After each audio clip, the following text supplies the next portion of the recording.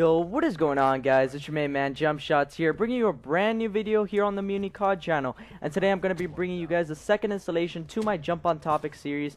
And today I'm going to be discussing Black Ops 3 as a whole, as I recently got my hands on it here on the Xbox beta. And I did make a Black Ops 3 related Jump on Topic video before, but that was before I actually got my hands on the game. That was based off seeing the game on live streams, that sort of thing. So I'm gonna be bringing you guys some awesome sniper gameplay, and I thought that it was pretty awesome because sniping in this game is a lot harder compared to other Call of Duties. So I thought this would be the perfect gameplay for this video.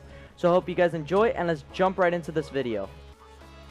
Alright, so firstly I'm going to be talking to you guys about the most viable guns in this game, and the ones that you're going to want to be using when the game releases in November. The best guns in this game are the Man of War, the Razorback, the Shiva, the Kuda, and the new M8 style weapon called the M8A7. The ARK is a pretty good starter weapon, but it is outclassed by all the other weapons that I mentioned before. The Man of War is a great weapon all around, and you can expect to win gunfights from all ranges. I really like this gun. The Razorback I think is kind of overrated, but it is a definite melt machine from up close and medium range. The Shiva is a great weapon for long range gunfights, but don't expect to win that many short or medium range gunfights with it, because it's really not that great for that sort of thing. The Kuda is great for medium range and short range gunfights like an SMG should be. And the M8 is just a crazy ass gun. It's so crazy. I 1 burst from up close and 2 bursts from every other range. It's incredible. I like switching up my attachments between rapid fire, red dot sight, and quick draw for my M8, Shiva, and Razorback. And for my Kuda and Man of War, I'll rock the grip and quick draw and sometimes red dot sight if I really want to use it. Now I want to talk to you guys about sniping. Sniping is kind of hard in this game, but I really like it this way because it gives me so much satisfaction when I get a kill. And I'm not also going to be constantly harassed by quickscopers online, and it's just going to be an all better experience online since the level cap for sniping has increased. And the Locust is by far my favorite sniper, as you can see that I'm using it in this gameplay. It's so fun to use and it really reminds me of Black Ops 2 sniping. I really recommend using rapid fire on it, even though I had not unlocked it yet in this gameplay, and as well as ballistic CPU because it makes the gun so much easier to use and control when you are playing with it. There will always be more tweaking for snipers in this game, but hopefully they don't change that around too much. And one thing that they need to add to the sniping category is a brand new sniper that is viable to use, like the Locust, because eventually it's just going to get boring to snipe with the same weapon over and over again. And the other snipers are really not as viable as the Locust, so I really don't recommend using any of them. The pistols in this game are really awesome, and if you think about it, they're really just reworked Black Ops 2 pistols. The first pistol is exactly like the TAC-45 from Black Ops 2. The 3-round burst pistol is exactly like the B-23R from Black Ops 2, and the automatic pistol is exactly like the CAP-40. I really love how Treyarch is incorporating guns from the past that the community loved, and just bringing them back here to Black Ops 3. My favorite pistol so far is definitely the automatic pistol because as you can see in the gameplay, I just completely go off with it. It's pretty insane. And it'll probably get a nerf like the CAP-40 did in Black Ops 2. The shotguns in this game are pretty good and pretty well balanced as well because they aren't always one-shot kills. I get a lot of hit markers with them, and yes, it is kind of frustrating, but it helps the game stay balanced gun-wise. So my favorite shotgun in this game is actually the KRM, and if you equip it with quick draw and long barrel, oof, that shit is a fucking melt machine. I guarantee that you'll go off with it every single time on any map, or at least the 4 maps that were a part of the beta. And I actually recently went 42-4 using the KRM, and even got a relentless medal while using it on Hunted, and that's actually a 20 kill streak, and I wasn't even using rejack.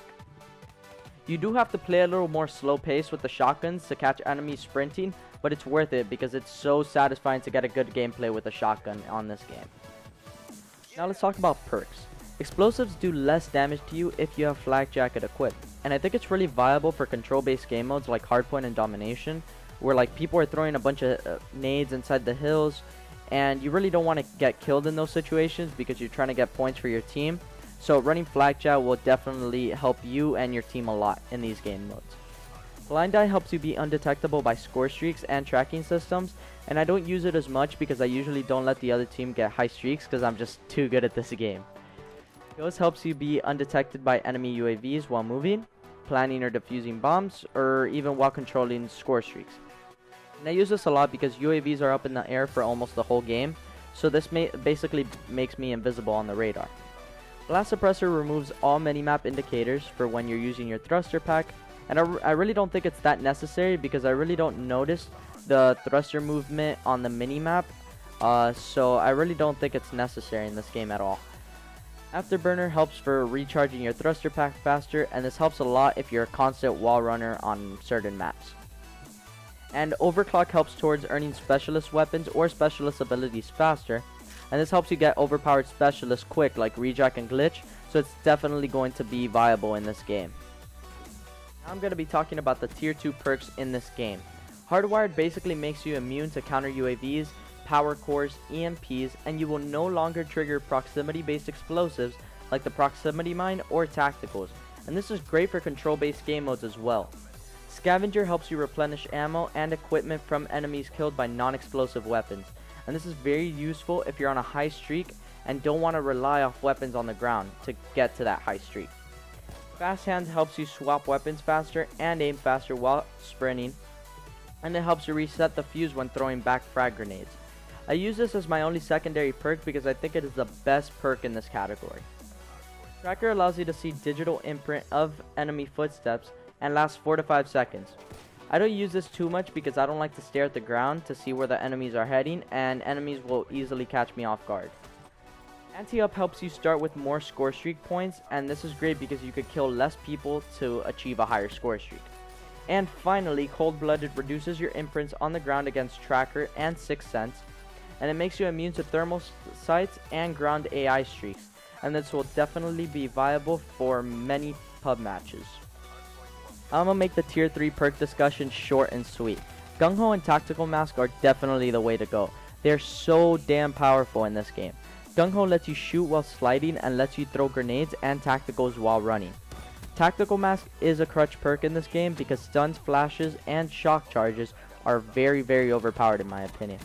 And Treyarch did their best to avoid bringing crutch perks into this game, as they did take out toughness to avoid crutch perks, but if they don't nerf stuns, flashes, and shock charges, Tactical Mask is going to be a crutch perk on the release of this game. So I would recommend using perk 3 Greed and rocking these perks as your 2 main perks when you unlock them on the release of the actual game. Now I want to talk to you guys briefly about the specialists in this game, and I'm not going to go into that big of detail on it. All the specialists in this game are really awesome, and I really think Treyarch did a great job with it. There are overpowered specialists like Rejack, but I can see Treyarch patching that before release. The Annihilator in this game is really fun to use, and if I could give you guys a top 5 specialist abilities, number 5 would be the War Machine, number 4 would be Glitch, number 3 would be the Tempest, number 2 would be the Annihilator, and number 1 would be Rejack because it is so goddamn overpowered. But yeah guys, this is the end to this discussion, and I can't believe that the beta is over already. I really had a blast, and I'm very hopeful for the future of this game. Hopefully the next year of Call of Duty turns out to be great, because Advanced Warfare was definitely one of the worst Call of Duties that I have ever played, and it lacks so much dev support, which I'm hopeful for in Black Ops 3. Vonderhaar is going to be a great leader and will push his limits to make this one of the best Call of Duties possible, and it's definitely going to be exactly like another Black Ops 2. I will leave the Advanced Warfare topic for another video, so please remind me in the comment section below if you want me to do a rant video on Advanced Warfare. Before I end this video, I wanted to let you guys know that I have been on Mutiny for over a month and a half now, and I couldn't be happier at where I stand. These guys on Mutiny are an awesome bunch of guys, and I really want to continue working with them for as long as I can. You will be seeing my face a lot on this channel, and hopefully you guys support Mutiny as much as I do. Shout out to Zephyr, Britick, Phoenix, and Beat for staying at my side throughout this journey, and they have stuck with me this whole entire time. I'm really fortunate to be a part of this team, and I had not really said it before, so I wanted to let them know and our supporters know. I love making YouTube videos, and it will definitely stay as my main passion as I grow older. So like always, remember to smash that like button, subscribe to our channel if you haven't done so yet, and follow us on all social media down below. I hope you guys enjoyed, and peace out guys. Yeah.